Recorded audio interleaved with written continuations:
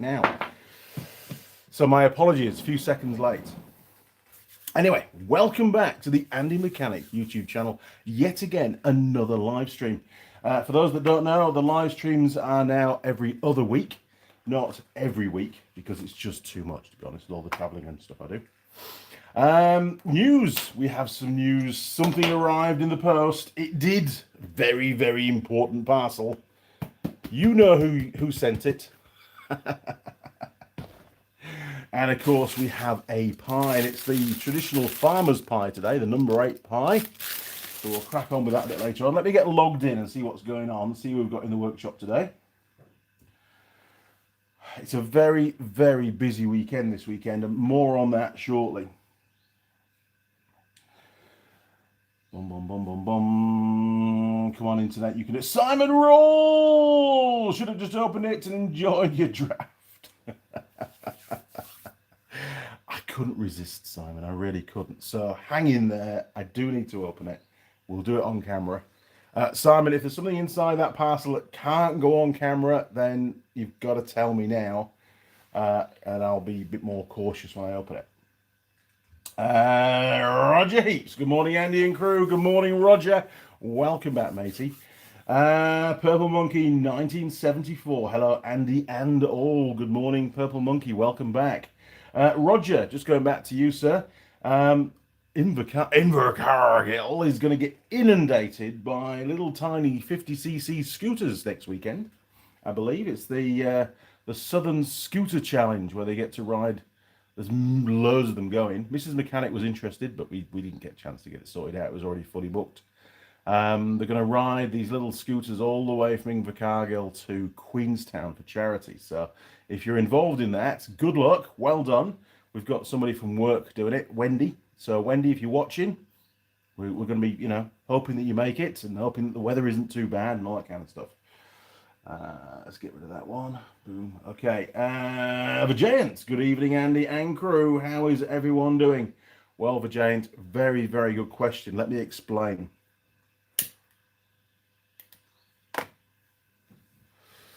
So, where are we at? It's been 2 weeks.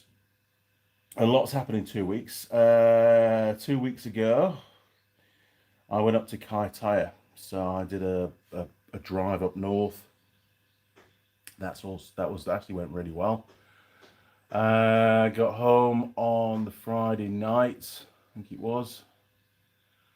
Last weekend, what did I do last weekend? Yes. I know on the Sunday, I spent the whole day editing videos. The Saturday, I think, I had to unload my ute, that's right, because it was full of stuff from the trip. And Saturday afternoon, I think I just tidied up. And I took, got something to show you, hang on. Bear with me.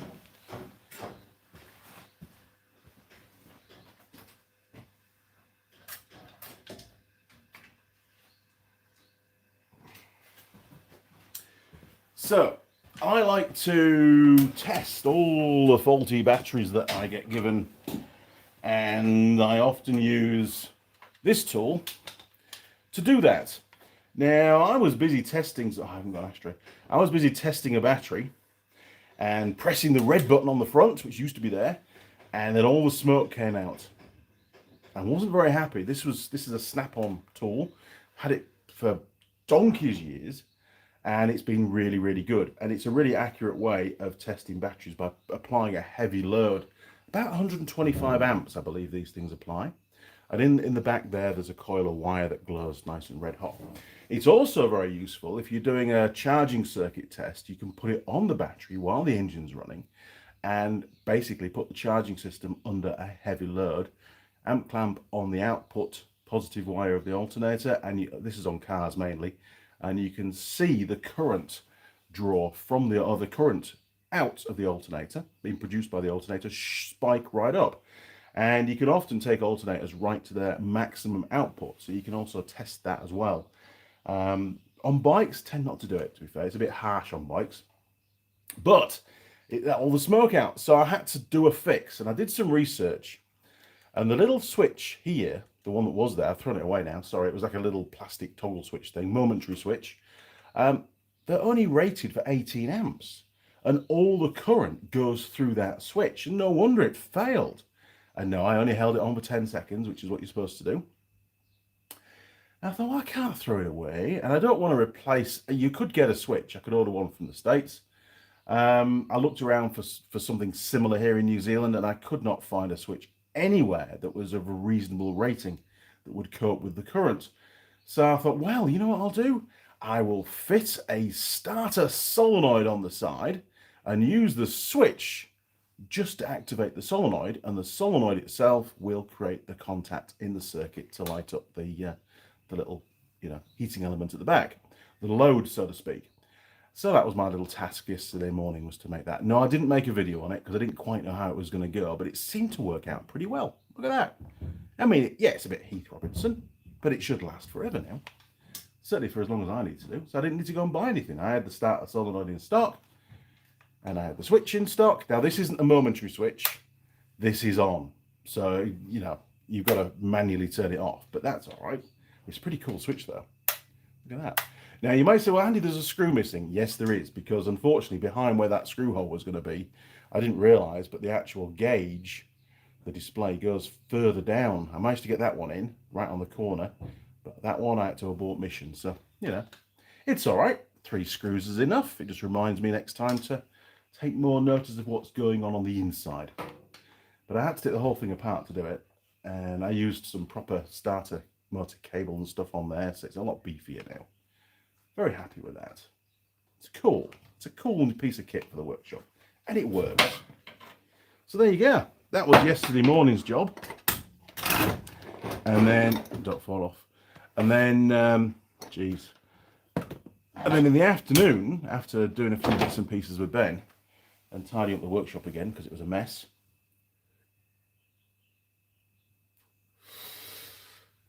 I made a start on completely dismantling an ROV.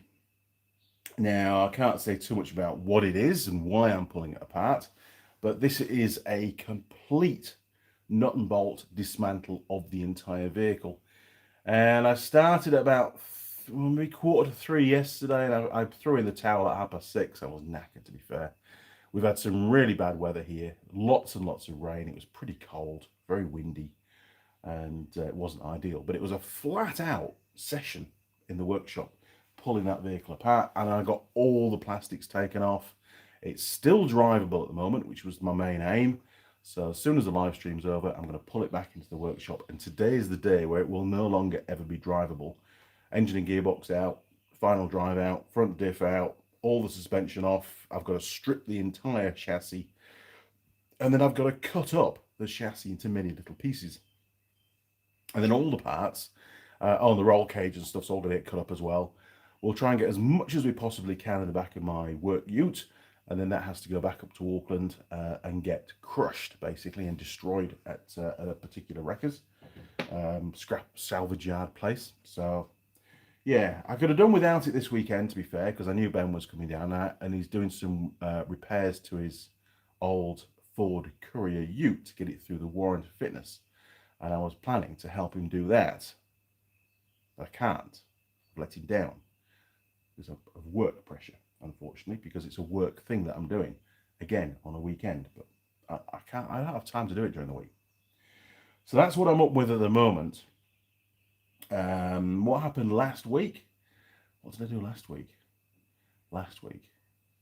Yes, I did admin work at home, working from home Monday through to Wednesday night. Thursday morning, I had to hotfoot it up to Auckland, and on Friday, I was on a farm doing an investigation.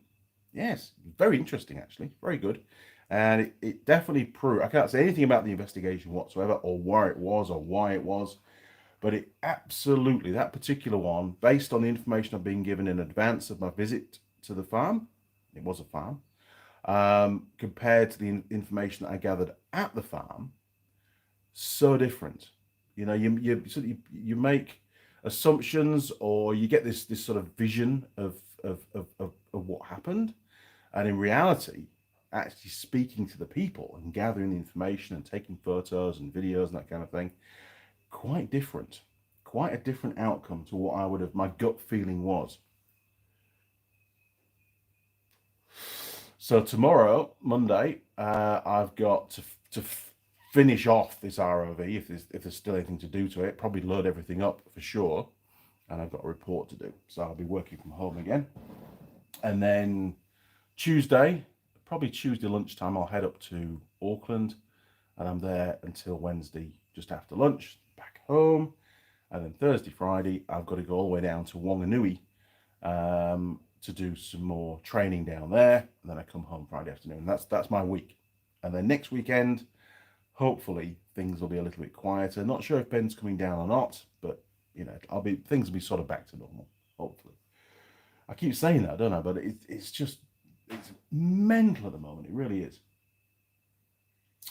The real Daz 03. Morning, Andy and crew. Good morning, Daz. Welcome back to the workshop, sir. Simon, you're safe.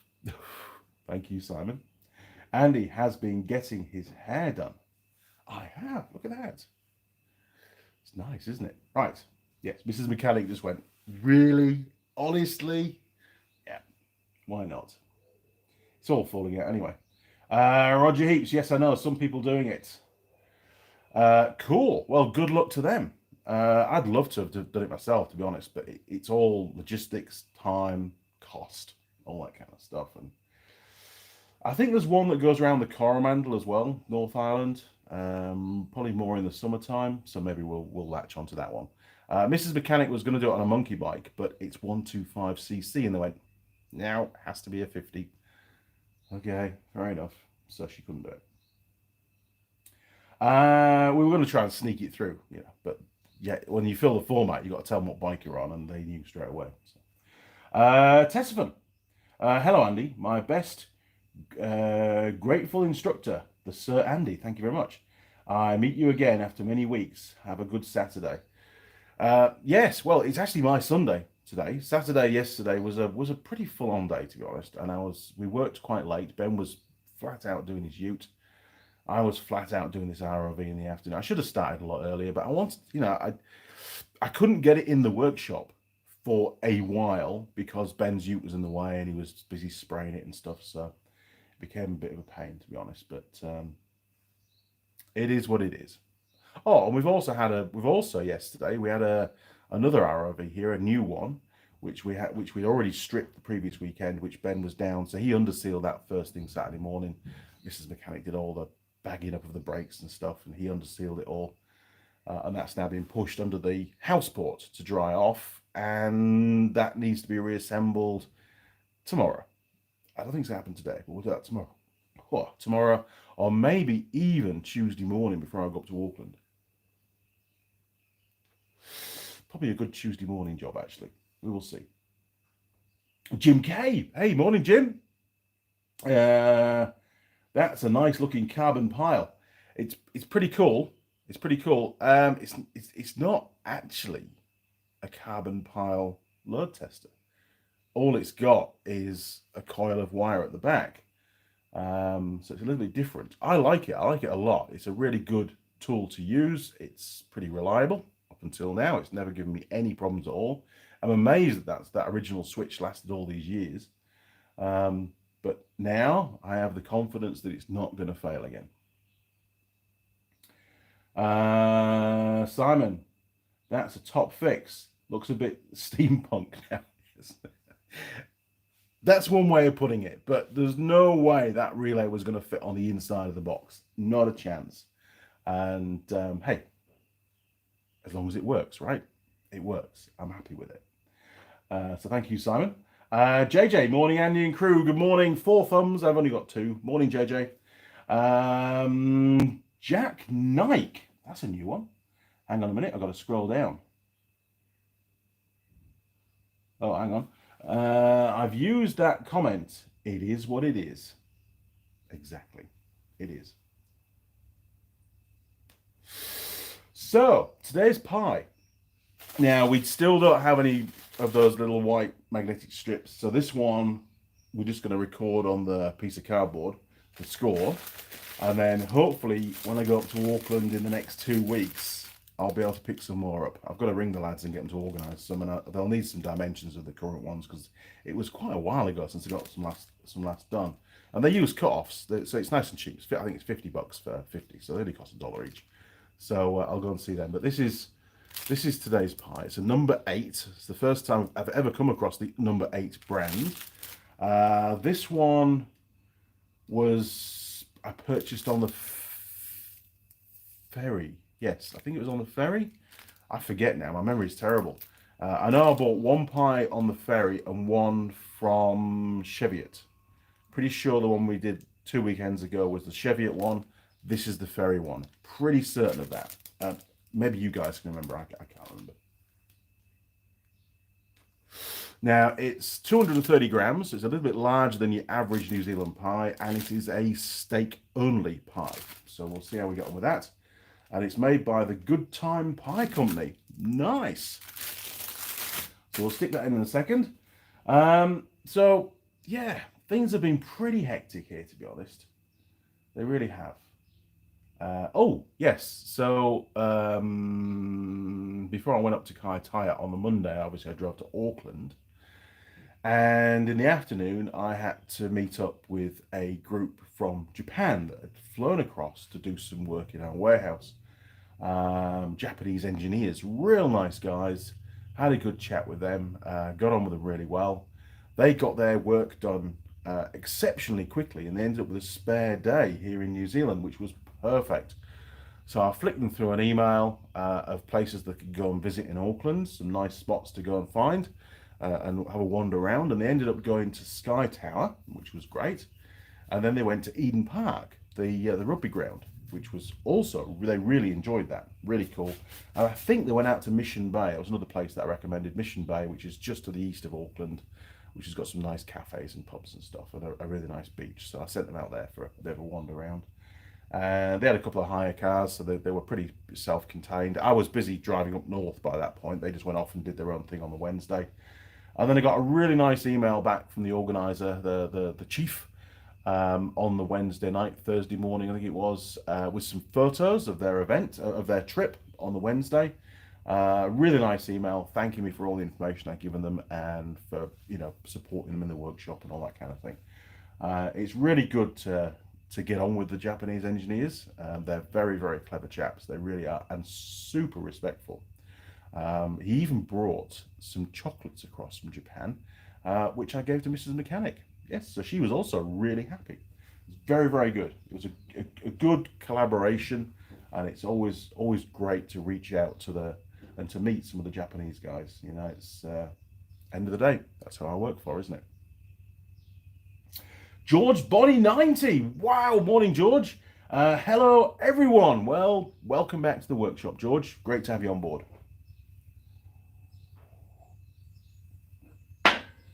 Right, so let's get the pie put in the pie warmer, because I don't want this live stream to go on for hours and hours. Andy's got a lot to get done, and Andy's already pretty tired, and I've got a really bad back at the moment as well, which I've had it for about maybe 10 days.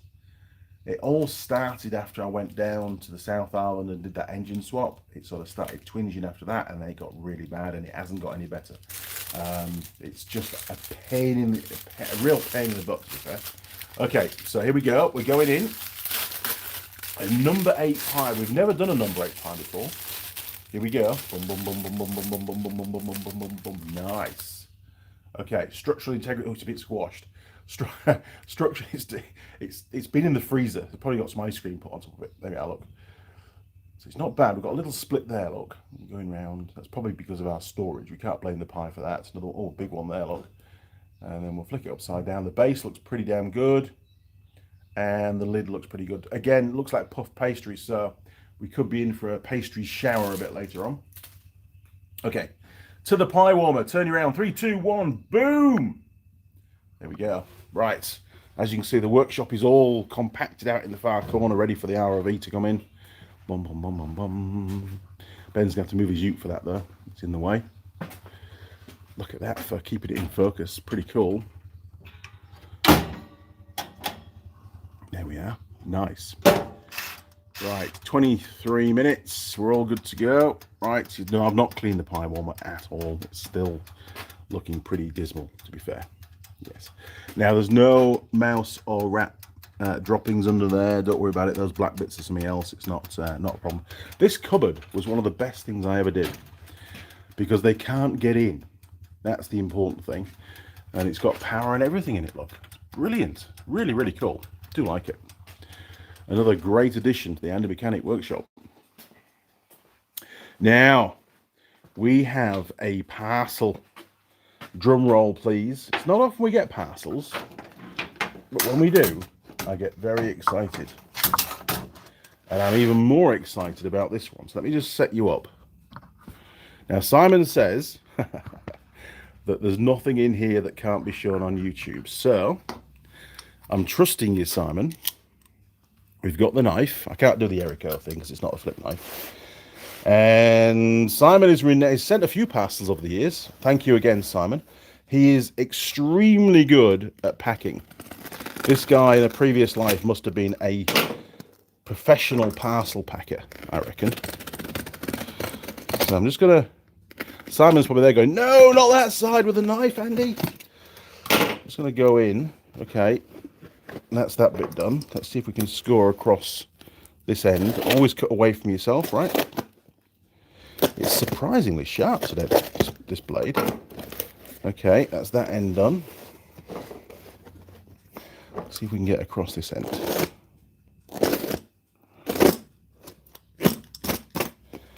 There we go. Oh, it's an old Amazon box, look. Is it Amazon that uses that symbol? I think it is, isn't it? Amazon Prime have that symbol on there, don't they? Right. Now, is that going to come out of there? Or is it just wrap? I'm not sure on how this was put together, so bear with me, people. I don't want to damage what's on the inside. Oh, there we go. It's like past the parcel. We've got more layers. Okay, we'll pull that out of there. We'll stick that over there. Right. I found the join. Now, this is going to make a lot of people, especially a lot of people in New Zealand, very, very jealous because these, I know what they are, by the way. These are probably the only ones in New Zealand. I would like to think so, but you never know. What do you think it is? Go on, have a guess. You've got to guess now because you're going to find out in a second. Now look at the comments in a minute. Holy moly. All right, we'll stick that one over there. Like that. I'm not going to unwrap it yet. And we'll unwrap this one.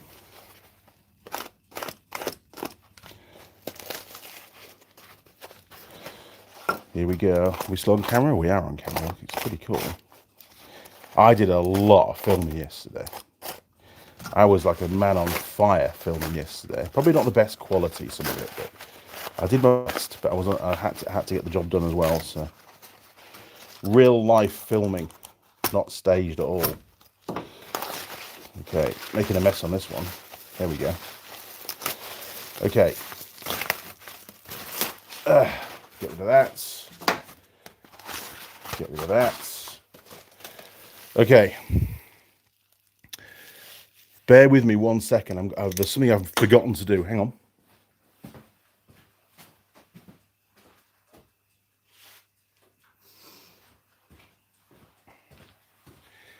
I think these are worthy of going on the official Tang Tools mat. There you go, Simon. The mat that's been in so many videos over the years. Oh, look at this. Look, oh my word. Hawkstone lager. Wow.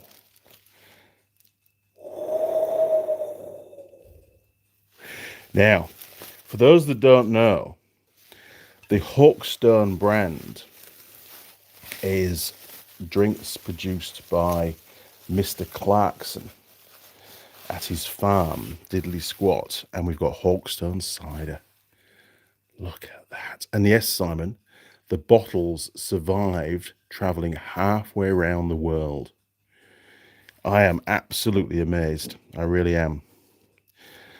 And I feel incredibly privileged to have such dedicated viewers. And Simon, you know, a very long-standing viewer. Thank you very much, mate. I really, really appreciate this.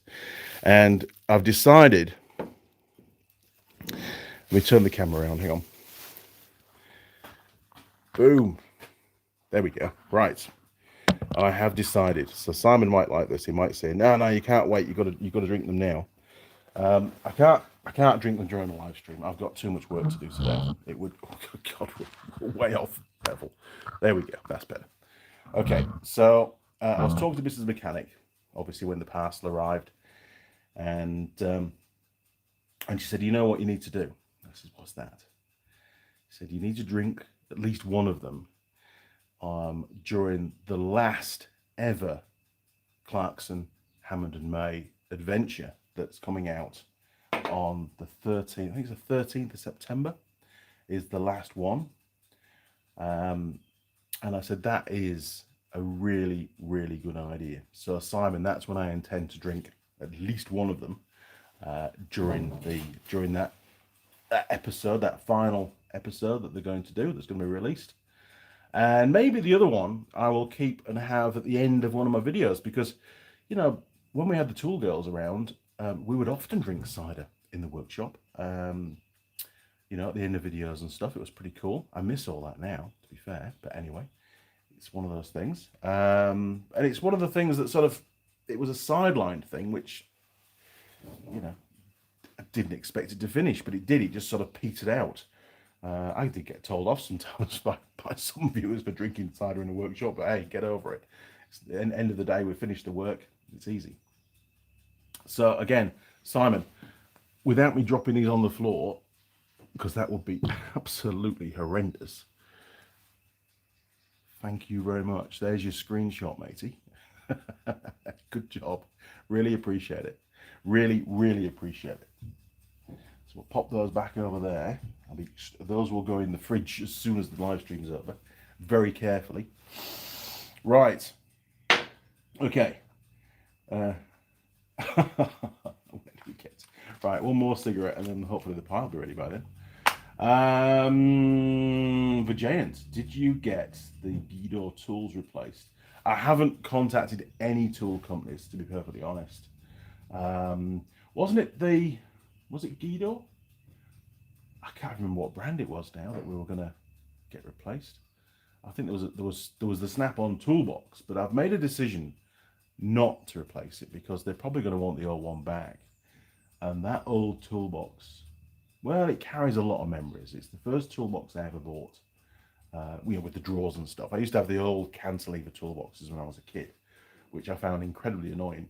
But that was the first proper toolbox that I ever purchased. So I don't really want to get rid of it. I know it's a bit rough. I know it's a bit rusty in places, but realistically, what it does need is a bit of a clean up and a bit of a service. You know, take all the drawers out and lube all the runners and fix that drawer that the runner keeps, you know, detaching from the drawer and all that kind of thing. But on the other hand, it is what it is, and it's sort of the one place that is a bit untidy. That workbench over there is horrific, but anyway, as regards a toolbox, that's the only one that tends to stay a bit rough. All the others, everything has its place, and it's all put nice and neat. So up there, the old gloves get thrown on top. There's a power bar there. I keep my tape measures on there. There's some drill bits that Mrs. Mechanic sharpened years ago that I keep using. I know where everything is. Well, most things. There's other stuff in the top that's been there for decades, which I don't really know what's in there anymore, to be fair. But I know what's in the drawers. I do. And it's a pretty useful toolbox, and it sits really well at the back of that bench, because the problem with that bench is it's a really deep bench. It's about 1.2 meters square, and without anything at the back, it's just dead space. It's too far away to reach to put anything there, so it's a perfect place to have a toolbox and my little grey drawers from some more drill bits and tape and tap and die kit and all sorts. Oh, incidentally, I've got a Forge tap and die kit on order coming from Germany. It's been on order for a very long time, but hopefully it'll be here soon. I've decided to get one for work, for head office, you know, for our workshop at work, and then one for my workshop at home. So yeah, I've never really had a full tap and die set, to be fair. I've always just bought the bits and pieces that I needed, so that'll be pretty cool as well. And it's a pretty comprehensive kit. It's all metric, I think.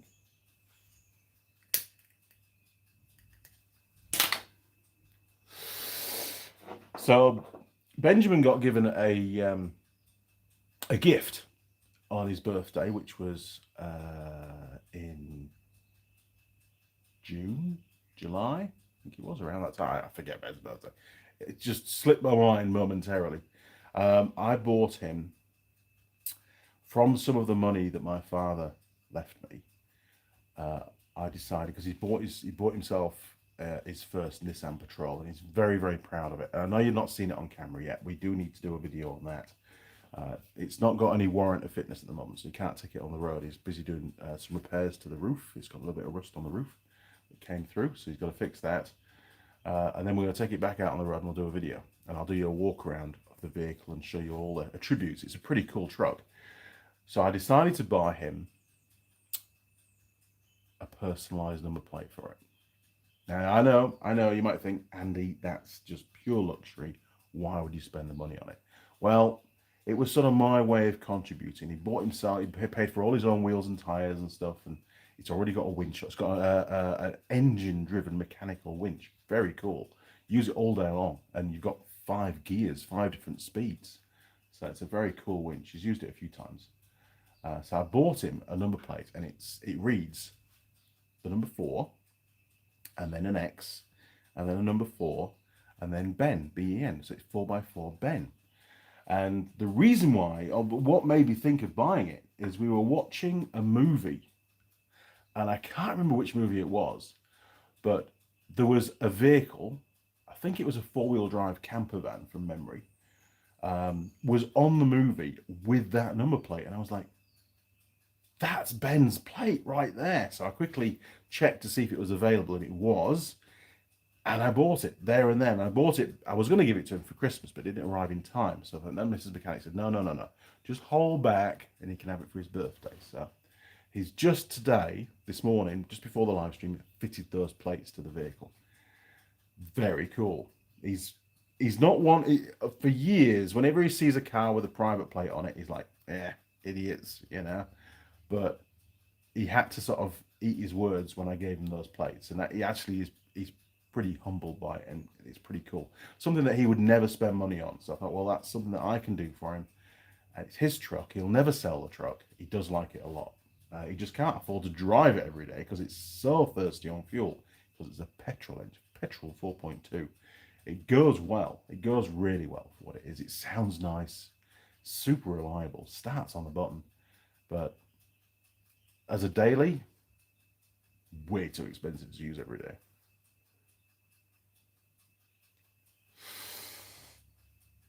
Arrownet, that's a new one. Hey Andy, hope you're well. Yes, I'm good. I've got a bit of a bad back at the moment. I keep going on about that, sorry. And I'm pretty tired.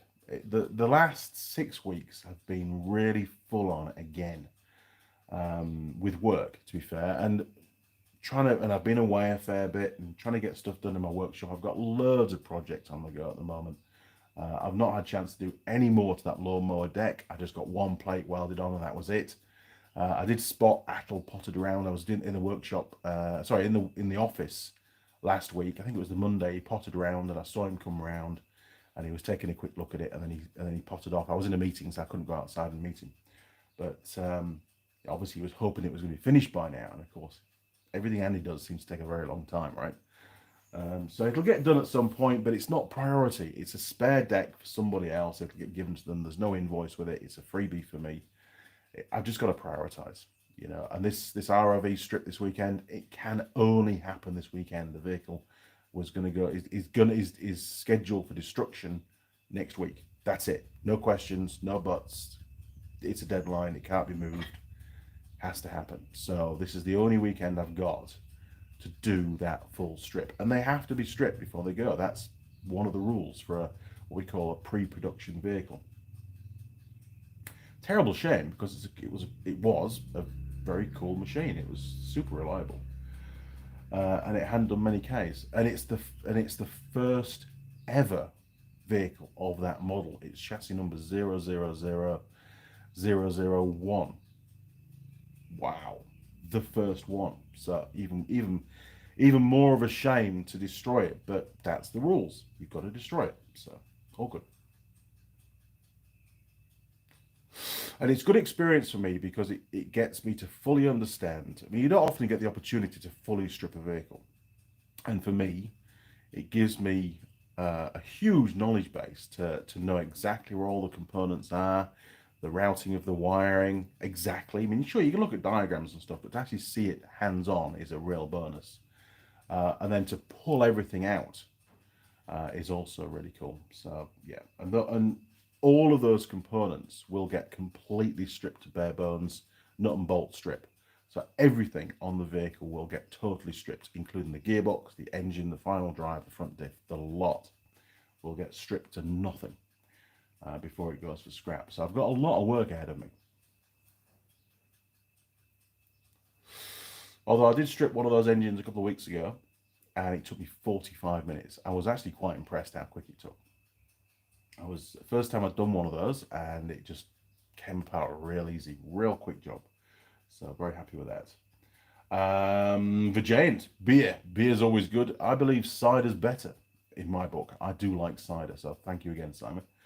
But I do like beer. I drink beer. I try to sort of mix it up a little bit. I don't stick with cider all the time. Otherwise, it becomes a bit normal. It normalizes it. And I like cider to be special, you know. Simon, that's what I'm drinking now. Wow, good man. You have good taste, sir. Purple Monkey 1974, the Newcastle Brown Ale. Newkie Brown, eh? Not had that for a long time. Purple Monkey 1974, Newcastle Brown Ale. Yes, sorry, yes, there you go. Simon, Purple Monkey 1974, it's not made in Newcastle anymore. Just don't state. Hang on, don't state the same. Just don't taste the same. Made with different water. Just doesn't taste this. Sorry, it's got the wrong word in there. Made with different water. Well, yeah, if it's made in a different place, different water, that's for sure. And water type does make a big difference on the flavour. George Bonnie 90, what kind of 4x4 does Ben have? He has a Nissan Patrol. It's what we call, I think it's called the GQ, which is the coil sprung version. It was originally, I believe, a long wheelbase, the same as my Nissan Patrol, the fun bus we call it, the 10-seater. But it's been made into a pickup truck, so it's had all the cab, basically the body's been cut down and made into a cab. Really well done, actually.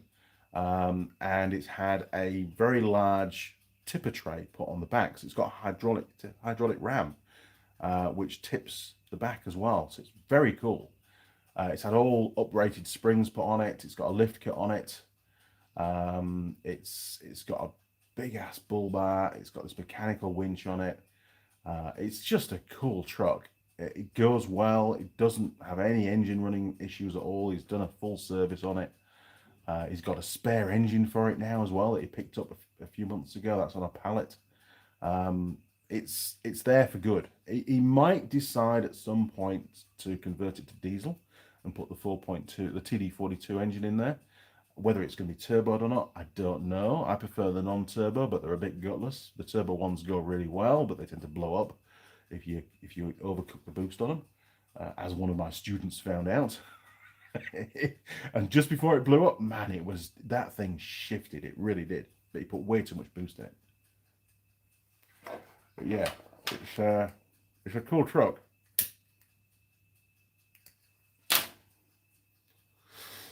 And I found it.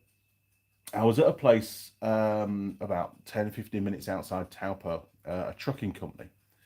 And I was working in one of his sheds doing some videos, actually, for work. And it was parked in there.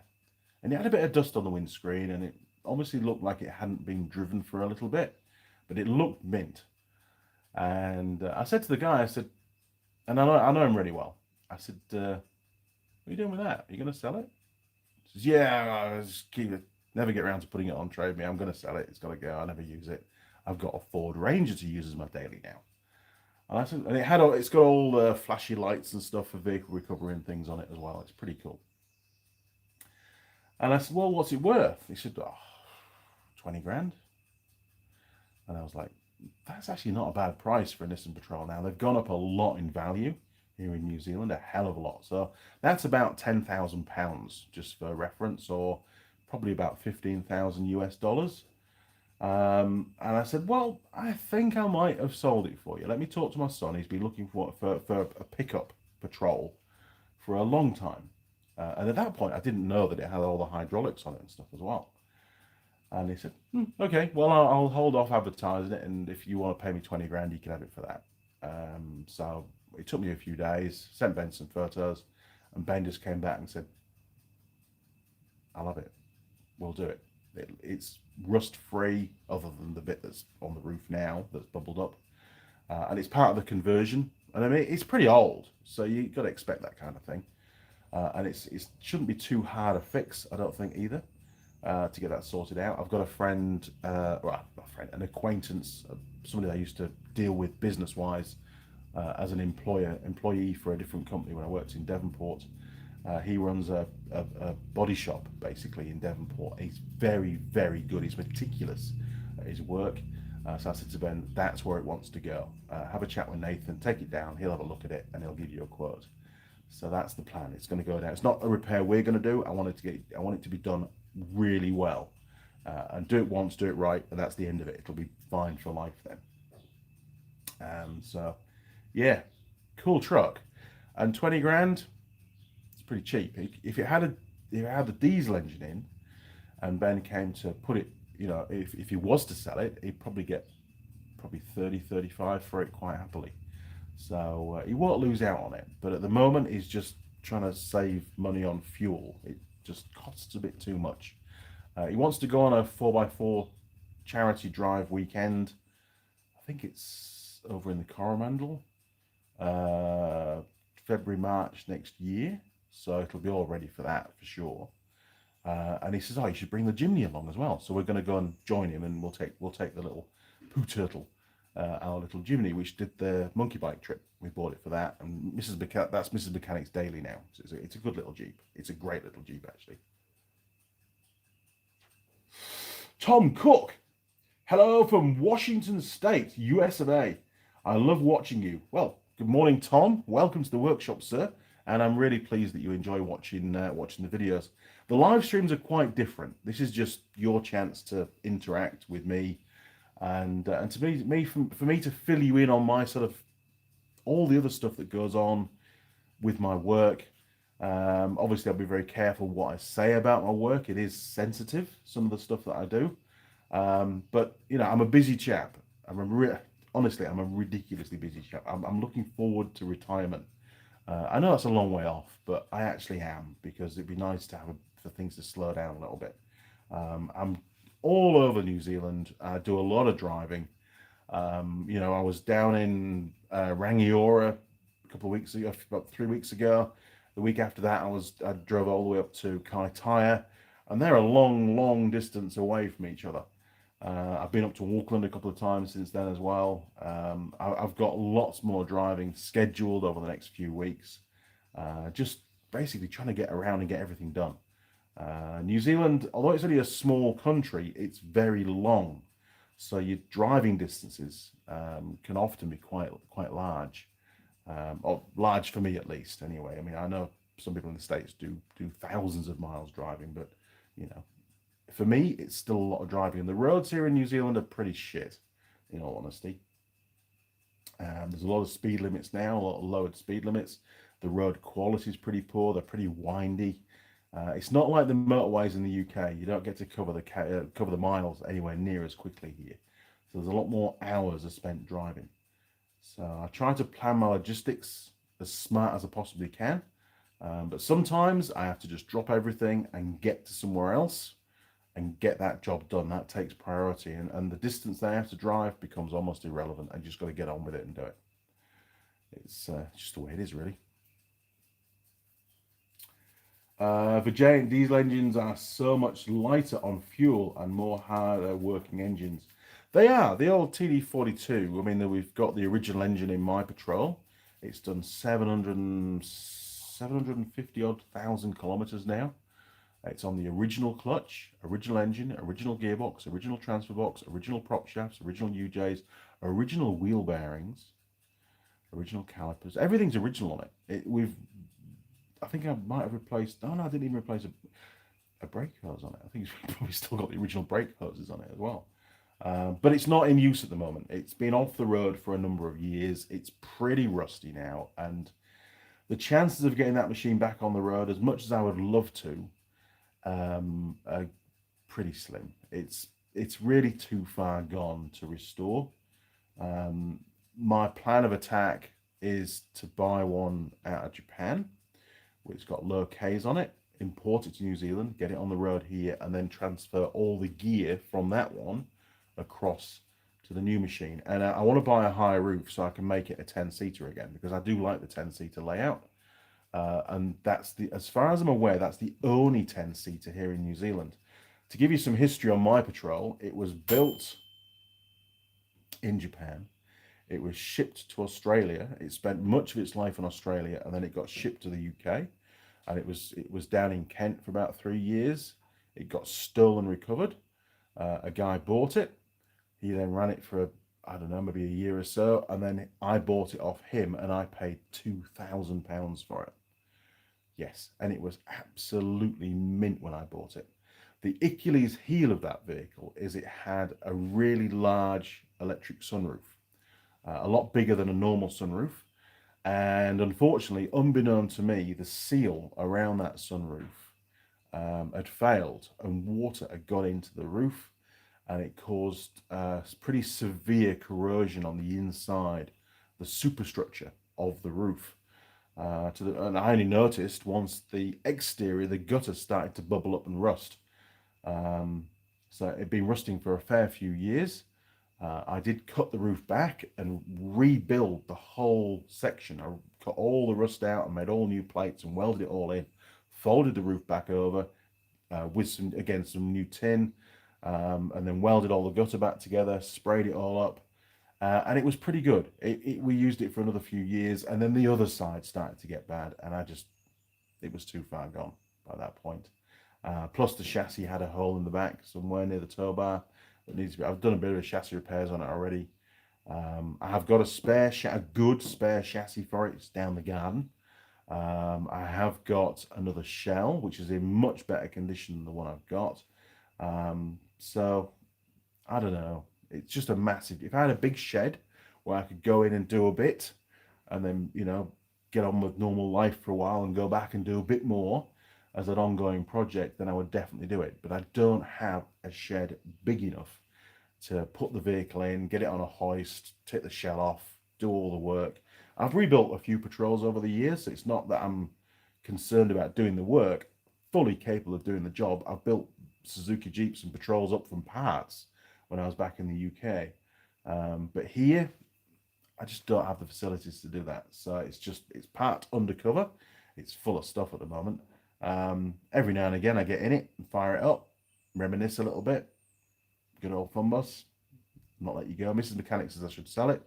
If I sell it, it'll just be used for parts, and I don't want to do that. But you're right, Vijay. The TD42s are pretty damn good on fuel, to be fair. Purple Monkey, Team Tang Tools hair color. Mrs. Mechanic went mental. Honestly, she's just like, what the hell? Catalyst Pig bought a diesel Prado. Awesome truck, good for pulling weight around the Northland coast. They're good machines. You can't go wrong with that kind of stuff. And I think nowadays Toyota are the only company that really, well, I suppose G-Wagon do as well, Mercedes. But Toyota really are the only Japanese manufacturer now that still produce a proper, fully chassied four-wheel drive. The old Land Cruisers, they still build the old shaped Land Cruisers now. I mean, sure, they've done the engines down. There used to be a turbo diesel V8, then they went to V6, and now they've gone to 4-cylinder. Really? all because of emissions. It's not because they wanted to, they just had to. Terrible shame. I'd love one of the old V8 Land Cruisers as a workhorse, but then, you know, you can't have a Nissan Patrol and a Land Cruiser. You're just never going to drive them. And I have a work truck as well. So, but I do need to have something that'll tow the 3.5 ton Ifor Williams once I retire, because, you know, we've got Trevor the tractor. I like to get timber. I can buy 6 metre lengths of timber with a big trailer. I sure as hell can't tow it behind the chimney, that's for sure. So I do need to get something in readiness. I mean, I'm not planning to retire anytime soon, but it's something which I need to lock in and get fully paid for before I finish work, basically. That's the plan. Simon, is the Spanish-made Patrols... Hang on, we've got a love heart in the way. I don't know about the Spanish-built Patrols. I know that the Spanish-built D22 pickup trucks, the Utes, that's what we had in the UK. It was a Spanish-built one. I thought it was going to be Japanese, but it turned out to be a Spanish-built one. That's why the steel was crap, and that's, I believe, why the chassis snapped in half.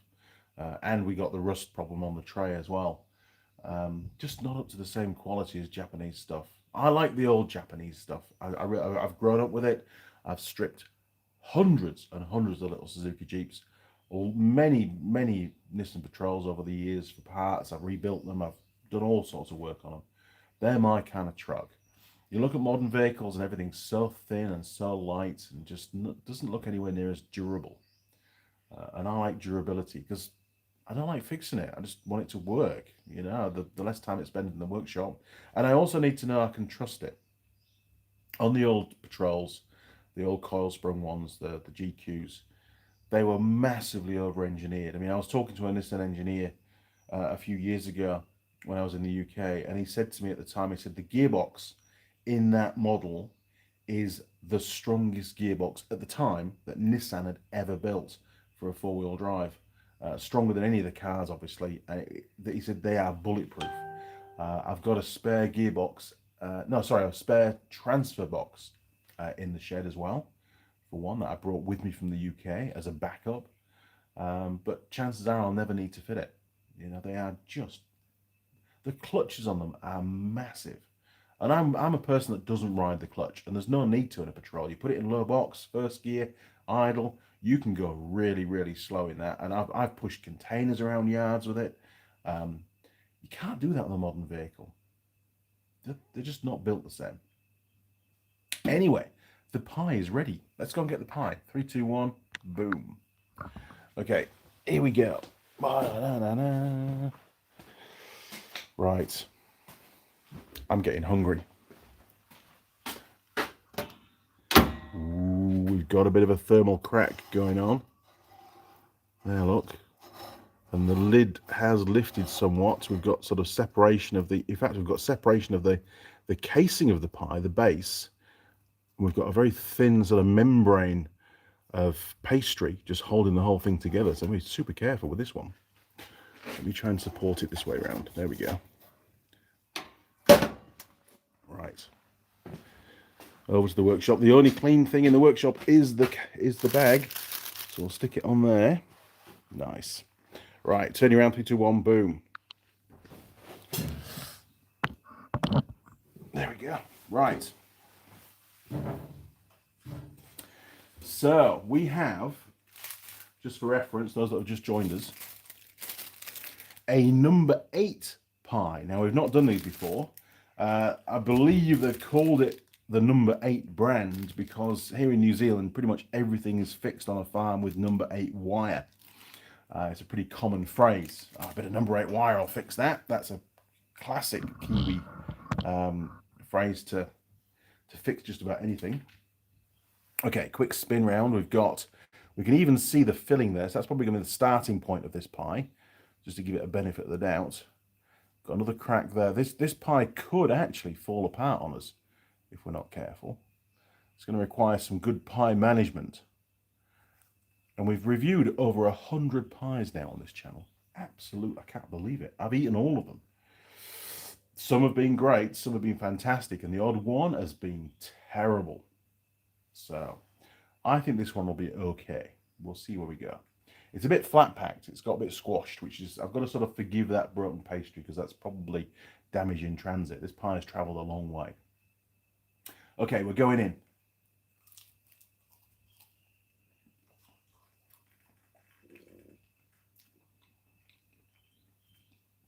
Not bad. The pastry's a little bit dry, as you can see there, look. And everything's a bit squashed.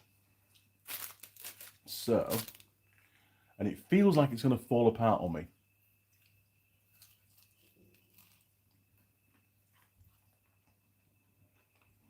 And the downside is, I've already drunk all my coffee. And no, I'm not having a beer or a cider on my live stream. I have a lot of work to do today. A lot of filming, actually. Right.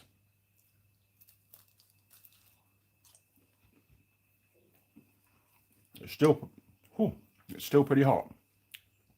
I can see the steam coming off the pie there if I hold it really still. What a good camera you are. One more bite and we'll start scoring it. Okay. So, taste stroke flavour of the content. Well, nothing jumps out at me. It's not bad. There's no bad tastes. It just tastes like a regular steak pie. We've not had any large chunks of meat yet either, just for reference. So, initial taste flavour, I'd give it a 7. I think 7. It's not bad. We've definitely had better. Now, the structure fall apartness one, we're going to save that for further down the line. Runnability test, we could do that now. So this doesn't count all the pastry falling off because there's bound to be a bit of that. Now, there's no cheese in this pie, and cheese tends to act as a lubricant on hot pies. This doesn't have that, so I'm expecting it to be rock solid. Now, the test is 45 degrees, 30 seconds. Obviously, if we see a lot of movement before that, I'll have to abort. But this looks pretty damn good, actually. I can't see any movement whatsoever on the contents flowing out. So that's a pass. That's a 10. That's good. And that test, you know, you could be talking to your mate and you're just not really taking, you know, a note of where your pie is and what angle it's at. And, you know, you can lose the contents of your pie quite easily if it's really flowy. And there's a lot of really flowy pies in New Zealand.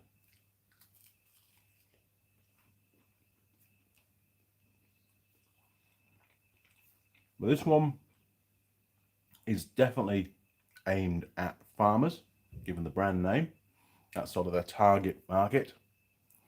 And well, farmers like to eat their pies while they're doing jobs, you know, driving or whatever it is. They need something that they can just hold in one hand so they can crack on. Because they're busy people, are farmers.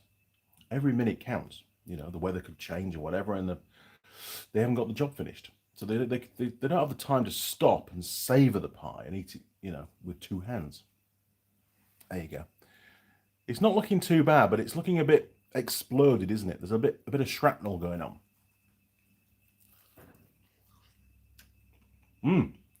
Nice big chunk of meat. That's excellent. I like that. There we go. But you can see the base, the middle's starting to sag down. It hasn't quite got the strength in the carcass that I've been hoping for. And it's definitely not a single hand pie. You need this one, I need two hands for. Now, meat quality. It's not bad. Based on it so far, I will give it a 7, I think. Right, so 7 for that one. Pie to crust ratio. So this is the cross section, how much pastry there is compared to how much filling there is. So I'm just going to lift that back up so you can see the contents. There you go, look, so it's not too bad. And the pastry is pretty damn thin. And if we look at that, it's probably about 4 to 5 mil across the bottom. The top is also reasonably thin, actually, about the same across the top. And the sides, yeah, obviously a bit more on the crimp zone around here. Look, these crimpy bits where the lid crimps down to the base. They have to be a little bit thicker. It's about as thin as they could make it, really. Any thinner, this thing would have fallen apart.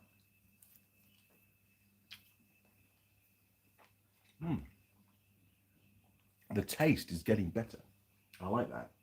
So pie to crust ratio, it's got a reasonable amount of filling based on the amount of pastry. So I will give it, I think it's going to score pretty high actually.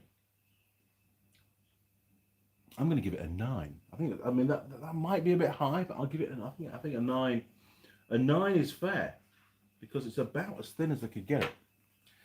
Right, one more bite.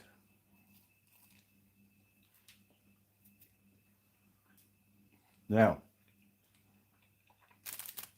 availability stroke logistics. So I've only come across this pie once. I've been in New Zealand for over 7 years now, and these guys have been making pies since 1978 by the looks of it, and I've only ever seen it once.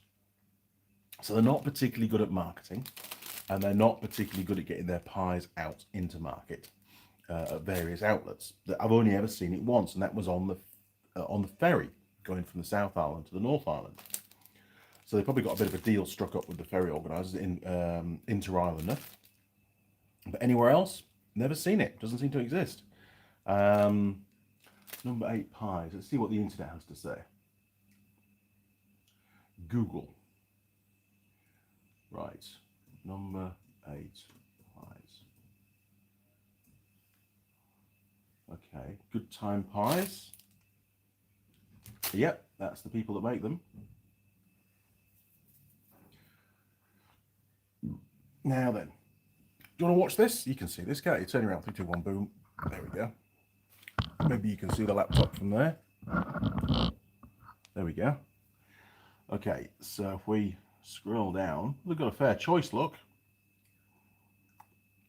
Potato top pie, bacon egg pie, chicken pie, steak, that's what we've got here. Steak and cheese, mince pie, mince and cheese pie. They didn't have a steak and cheese at the shop that I went to.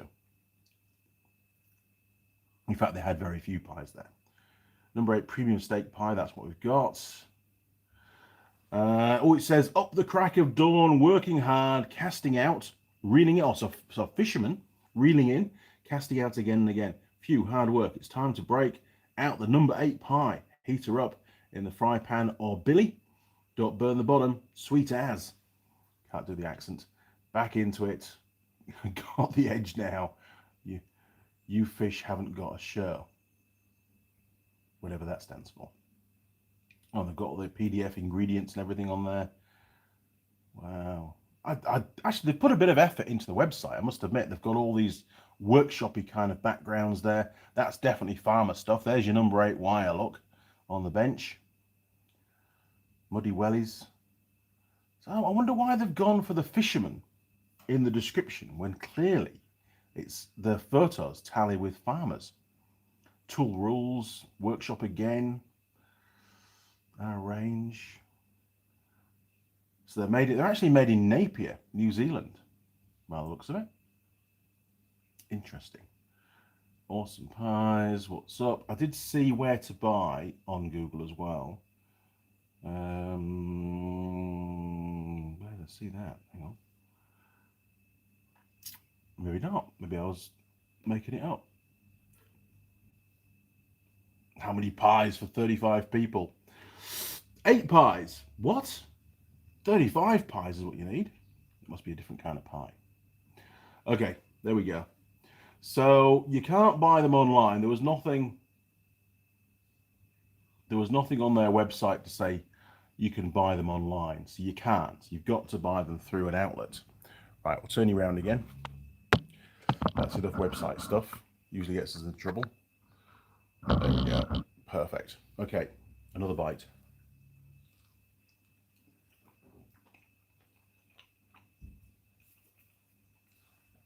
So I'm just going to see where I can buy them. Red pies, where to buy. There we go. That's where I saw it. So in the North Island, no, you can't buy number 8 pies at Jester's because Jester's make their own pies, people. So that doesn't really help at all. It just says where you can buy a pie. No. Okay, so we know, based on the information we've got to hand, for me, the only place I can buy a number 8 pie from is the Inter-Islander ferry. That's it. You've got to be on the ferry, and it's quite expensive to get on the ferry. So, and you can probably buy them in Napier, but who wants to go to Napier? It's a long way. The road's shit, to be honest. 3. I think a 3 is about all you can get. We'll give them a 3 because anybody travelling to the South Island in a vehicle is going to go on the ferry. They could buy one, as a lot of people go on the ferry. And if you go to Napier, you could buy one. And that's pretty much it. Now, pastry taste rating. Just so happens we've got a bit of puff pastry here. Very dry. Very dry.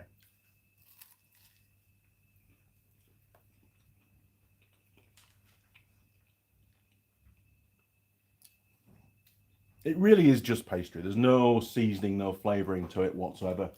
It's all right. It's pastry. I'll give it a run of the mill. 5. Now, packaging design. Let's get rid of all the bits. You can see the pie. I like that.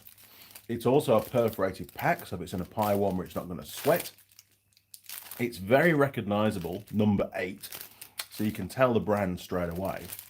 And there's a lot of information on the back about ingredients and that kind of thing. What's in this bag? Okay. Tell someone who cares, keep a feed on hand. Keep them in the fridge. Once. No, I can't read it. Too small. Okay, well, it's not bad. I'm going to give them... I mean, it's not really elaborate. I'll give them an 8. I think an 8's pretty fair. I was edging on 7, but no, I think it's actually quite distinctive. They're not trying to make it something that it isn't. It's just a pie, right? It's a number 8 pie. It needs to be relatively basic. Recyclable score. Well, it's plastic. I can't see any recyclable symbol on the packaging whatsoever. It isn't. So they get a 0, big fat 0 for that.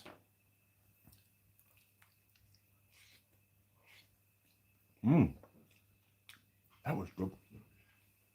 A lot of meat. Okay. Still tasty when cold's going to wait. Structured Foley Partners is going to wait. Post pie heartburn's going to wait. Pie server attractiveness. So, this was bought on the ferry. It was a young lady that served me. I would give her, and she was very friendly, very helpful. I'm going to give her, I'll give her an 8. I think she did a really good job, actually. Very smart in her Inter-Islander uniform.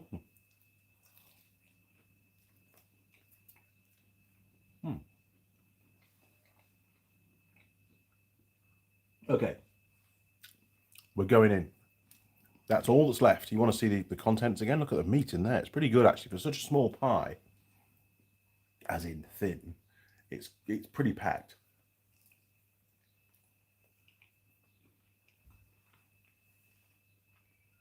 And the taste is pretty consistent. It's actually not bad. I would definitely have another one of these. I mean, it's not my go-to pie, and it never will be, but if I was hungry and saw one of these on the shelf, already warmed, yeah, I'll buy it.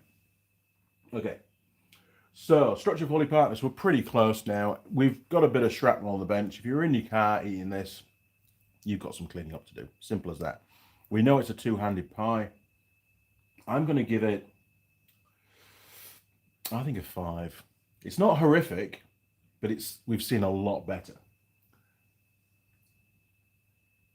Yeah, well, I'll give it a 6 because it did get damaged in transit, and that's my fault. And Mrs. Mechanic's fault putting it in the freezer under the ice cream. So we'll give it a 6. We'll give it a benefit of the doubt. We'll give it a 6 on that one. Still tasty when cold. I think it would taste quite good, actually, cold. I'm going to give it, as far as a cold pie is concerned, I could give it an 8. I think an 8 would work. We've not had any fat or gristle. There's no onions in it. There's no mushrooms. I don't like cold onions. I don't like cold mushrooms. That's just me. It's just the meat. It's not full of that congealed gravy either. There is actually a reasonable chunk of meat in there.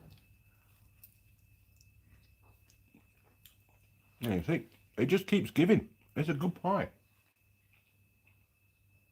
Right. To finish, I need to finish the pie.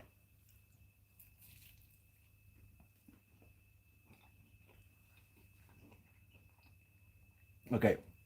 It's still hot, by the way, which is good. Thermal retention is excellent.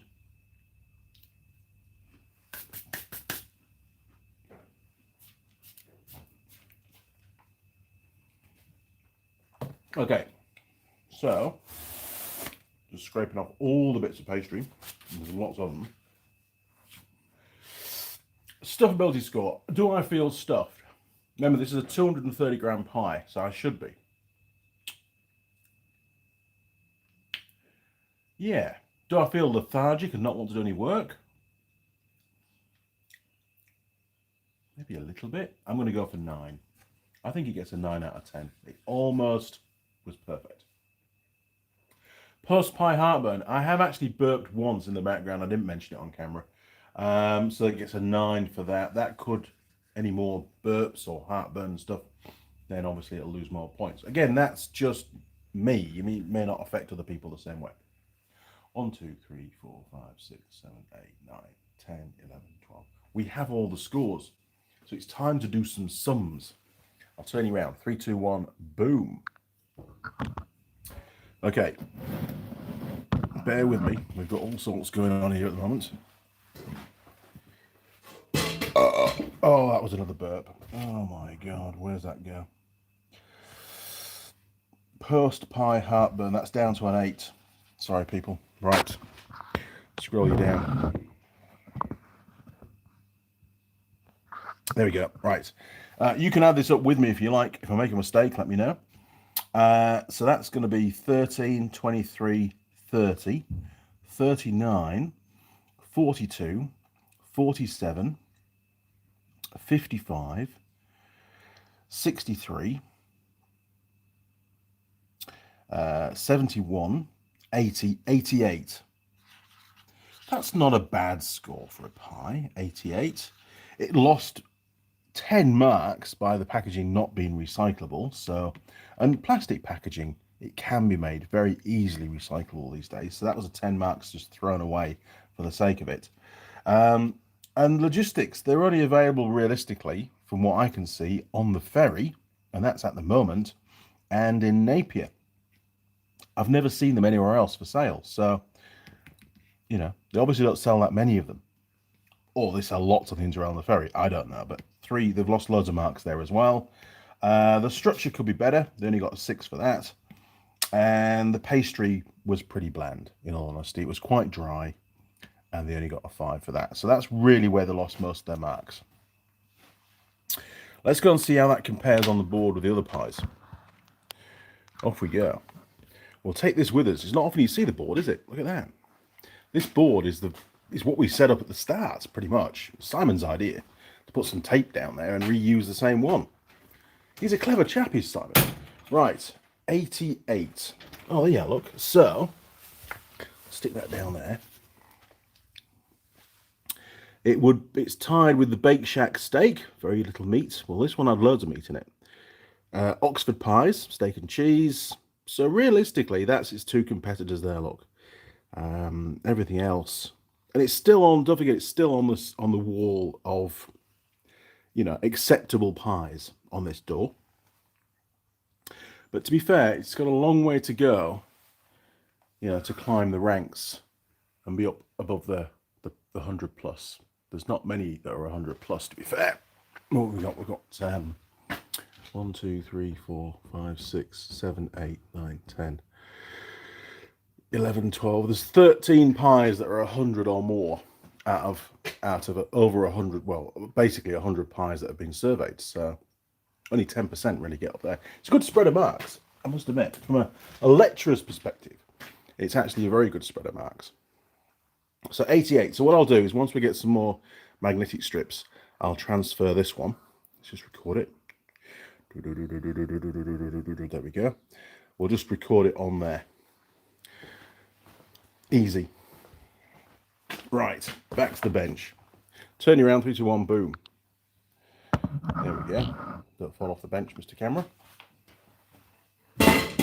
So yeah, that actually wasn't a bad pie. I mean, I do feel fulfilled as regards pie, which is nice. Right. Okay, we've got time for one more cigarette, and then Andy has to do some work. Oh, an hour and 15. I was thinking maybe an hour today. It's all right. We'll just work a bit later.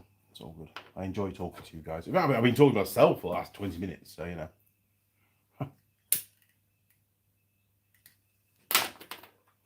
Isn't that the first sign of madness? Maybe us YouTube creators are all mad. Where do we get to?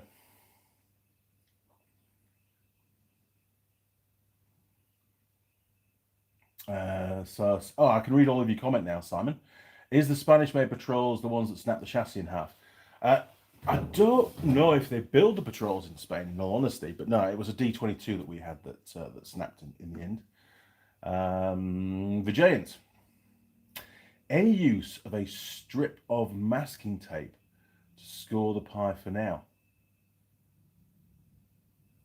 That's a good idea, actually.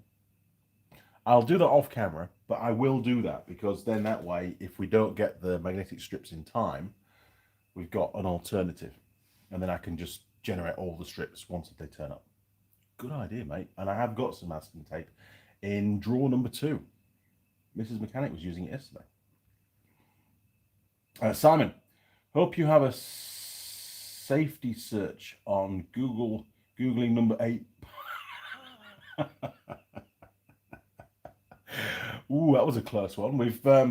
I remember I was in Christchurch and we were Googling something and gentlemen's clubs came up and there was a picture of a young lady with no top on my laptop, and I was doing a live stream and instantly YouTube demonetized the live stream. It was incredible. Not that it mattered. I mean, but you know, it was just like, I was more shocked actually. I was like, oh no, that's not going to be good. I thought for a minute that the whole channel might get banned, but it was an accident. It wasn't intended. John Nuttall. Good morning, John. Welcome back to the workshop, sir.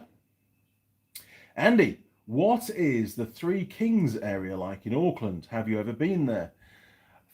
Well, I'm going from memory now, but I think Three Kings. I'm sure I've driven through it a few times. Just Google Maps it. I have a hunch it can be a little bit rough, but that goes for most parts of Auckland. Oh, there's been a lot of crime and gun-related crime in Auckland recently as well.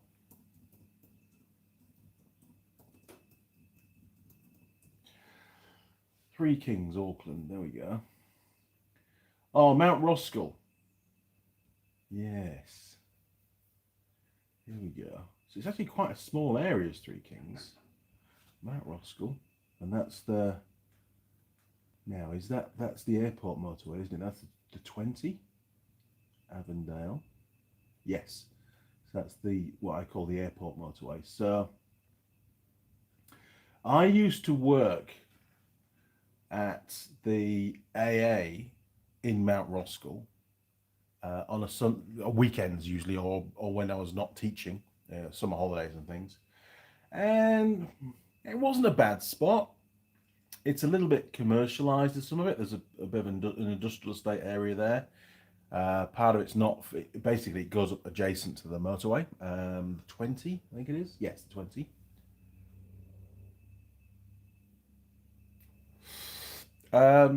There's not many English people live there. That's for sure. I'm trying to be politically correct here. There's not many English people live there. There are better places in Auckland to live, for sure. North Shore's a bit better.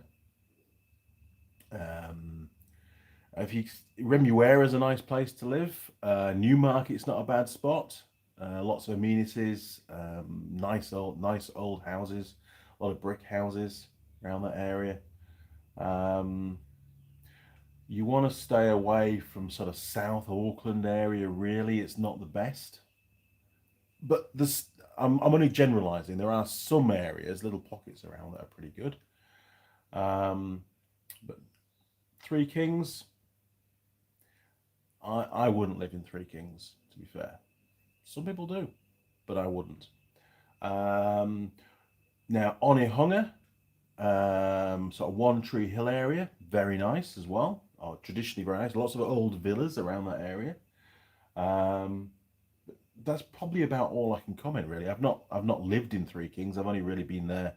And when I was working, we didn't get any trouble at work. We didn't get any really angry customers or people causing us problems. But it's not a place that I'd live. Hopefully that would help. I like where I am. John Nutton, hit the like button. Thank you, John. Simon, is it one of them areas where they can steal the wheels off of our car while it's still moving? I'm really trying to be quite politically correct. I think if you left your car parked, especially in the industrial area, overnight, then you'd probably need to bring another set of wheels with you in the morning. I think. Likely. Yes. You've got the idea, Simon. So there we go. Thank you again, Simon, for the Hawkstone beverage. Beverages, in fact, the lager and the cider. I'm very much looking forward to that. I will pace myself, and one of them will be consumed when the final episode or the final adventure on Prime of Clarkson, Hammond and May comes out. I believe it's the 13th of September. Could be wrong. It's around that time. It's not far away, that's for sure, because it's already September. So in the next 2 weeks, it's going to hit the TV. It's sort of bittersweet though, because knowing it's the last one, I almost feel like putting off watching it for a while, just so that there's still one to watch. It sounds weird, I know, but it will be literally an end of an era. It'll be, something that's been going on for decades for me. I've grown up with those lads doing daft things in cars and boats and motorbikes as well, actually, Vietnam especially. Yeah. I mean, only last night did Mrs. Mechanic put on some of their adventures, and we still watch them on a regular basis, and we still find them funny.